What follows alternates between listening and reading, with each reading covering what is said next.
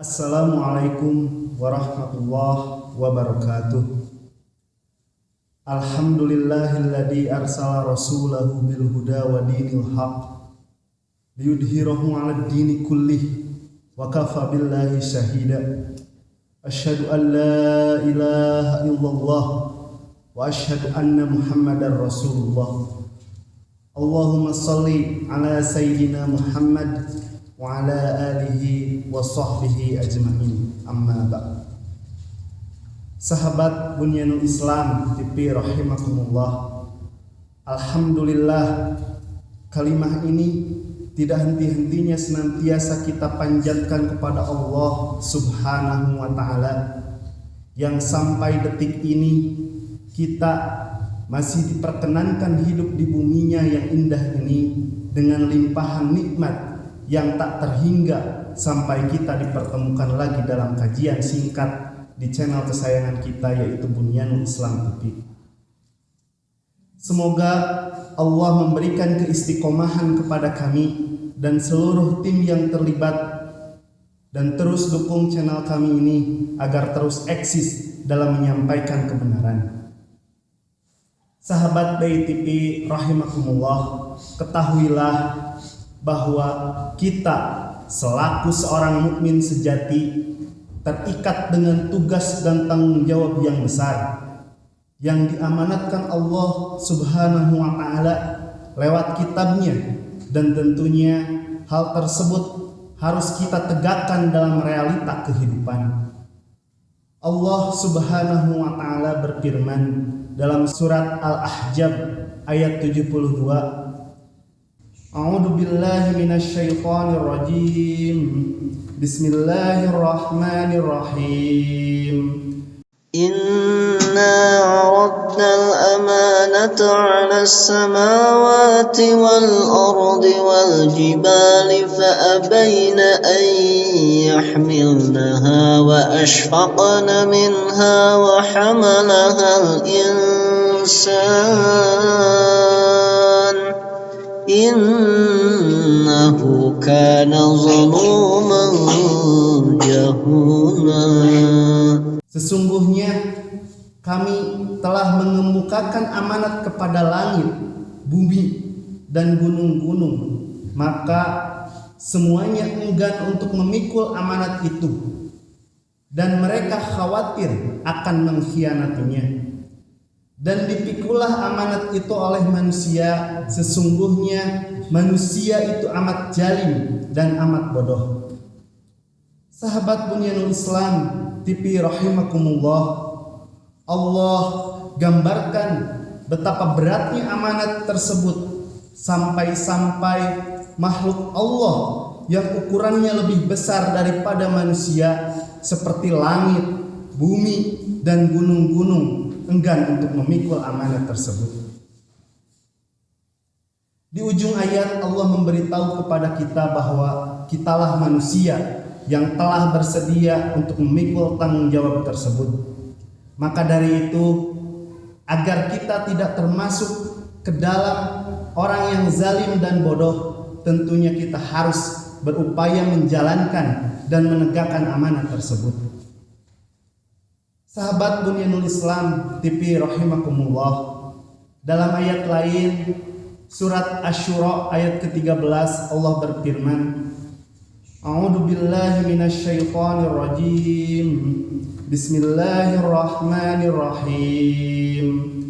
Syara'a lakum minad dini ma wassa bihi Nuhan wallazi awhayna ilayka wa ma wassayna bihi Ibrahim wa Musa wa Isa an aqimud din wa la tatafarraqu fihi kabura 'alal musyrikina ma tad'uuhum ilayhi Allahu yajtabi ilayhi man yasha'u wa yahdi ilayhi man yunib.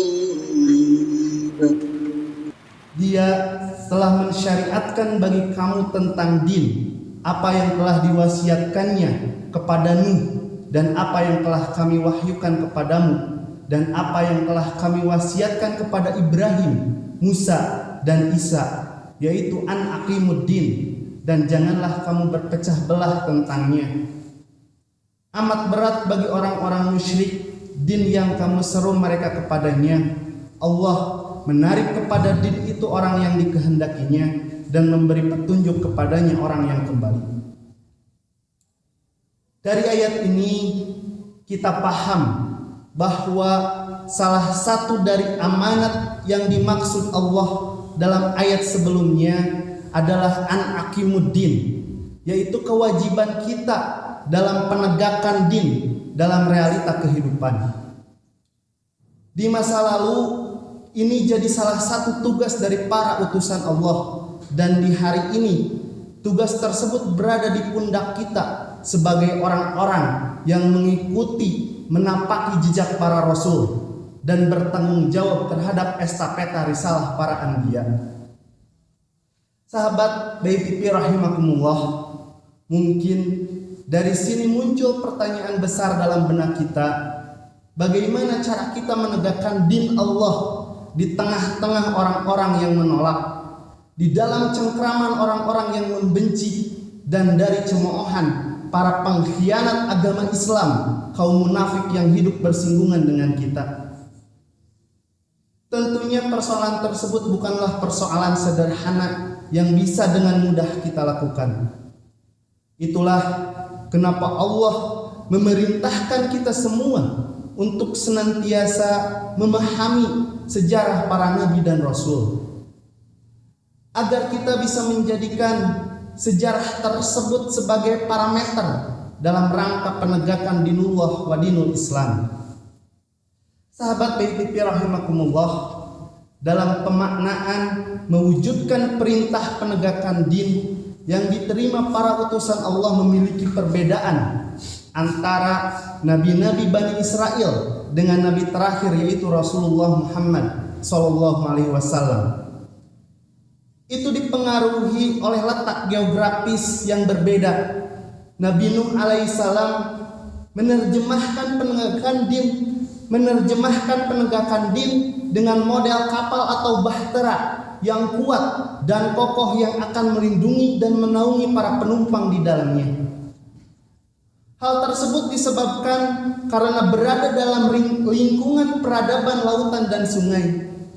Akan tetapi berbeda dengan model Nabi Muhammad SAW yang berada di semenanjung Arab yang secara geografis adalah padang pasir yang tandus, sehingga Nabi Muhammad SAW mewujudkan penegakan din dengan model sebuah rumah yang disebut al-bait atau buyutan, dan itu merupakan cikal bakal dari terbentuknya sebuah Madinah atau negara. Dalam surah Al-Ahzab ayat 53 Allah berfirman, A'udzu billahi minasyaitonir rajim. Ya ayyuhalladzina amanu la tadkhulu buyutan nabiyyi illa an yu'dzana lakum ila ta'amin ghayra nazirina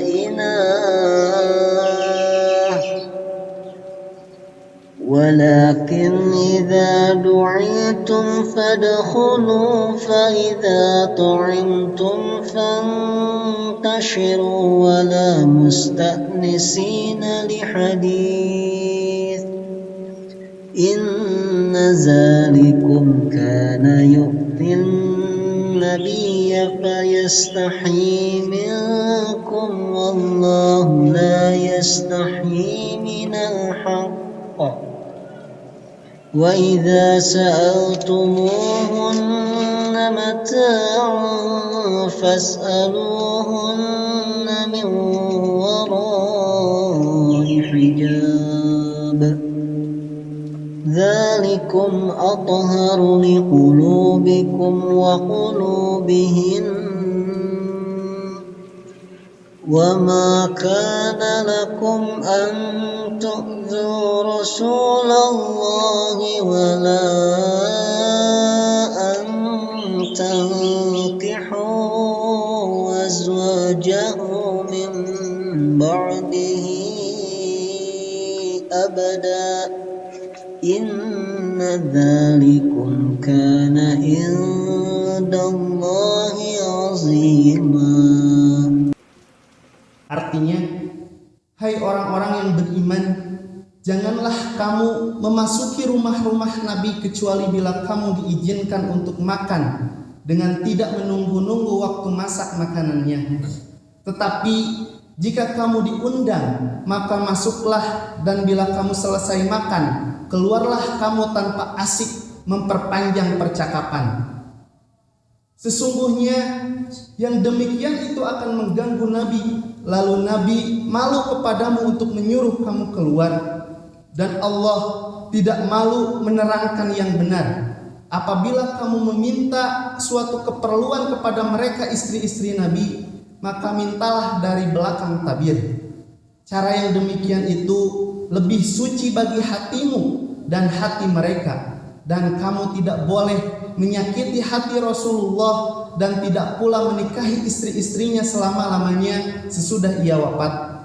Sesungguhnya perbuatan itu adalah amat besar dosanya di sisi Allah. Dari ayat tersebut kita bisa ambil kesimpulan bahwa Rasul memiliki otoritas penuh terhadap rumahnya, ditandai berlakunya aturan sehingga tidak akan ada yang berani mengganggu dan melarang di wilayah otoritasnya. Dan ini menunjukkan begitu strategisnya sebuah rumah sebagai tempat untuk mewujudkan dan menegakkan dinul Islam secara kafah. Sahabat BITP rahimakumullah, realistis memang dalam sejarah kita tahu bahwa setelah Rasulullah menjalankan apa yang ia terima lewat peristiwa Iqra, kemudian beliau dakwahkan hal tersebut kepada keluarganya sebagai proses pembangunan basis kedua untuk mentegakkan din Islam yang beliau terima. Sahabat BITP rahimakumullah, ketika seorang kepala keluarga sadar akan konsekuensi dari jelasnya visi misi berumah tangga, yaitu adalah untuk menegakkan hudud-hudud Allah, maka dengan otoritas yang ia miliki, ia harus mampu menjalankan visi misi tersebut, yang pada gilirannya visi misi tersebut mengikat kepada seluruh anggota keluarga atau ahlul bait. Dakwah Nabi SAW berasal di dalam rumah Nabi sendiri, yaitu buyutan Nabi. Diawali dari Siti Khadijah sebagai istri beliau, kemudian Ali keponakannya, dan Zaid bin Harithah anak angkat Nabi SAW. Setelahnya menyusul sahabatnya Abu Bakar, dan dakwah pun terus berlanjut keluar rumah Nabi dan membangun wilayah baru yang lebih luas untuk menjadi tempat pembinaan dakwah dengan sahabat-sahabat beliau. Akhirnya terbentuklah sebuah kelompok sahabat pertama yang disebut As-Sabiqunal Awwalun. Mereka ini berjumlah 40 orang yang mendapatkan pembinaan langsung oleh Nabi SAW di sebuah rumah yang disebut Baitul Arqam. Dari buyutan Nabi meluas menjadi Baitul Arqam. Pada awalnya Baitul Arqam adalah sebutan bagi rumah milik seorang anak usia 16 tahun, yaitu Abdul Manaf bin Asad bin Abdillah bin Amr bin Makhzum, yang digunakan sebagai tempat pengajaran Al-Quran dan pertemuan-pertemuan rahasia Nabi dengan para sahabatnya.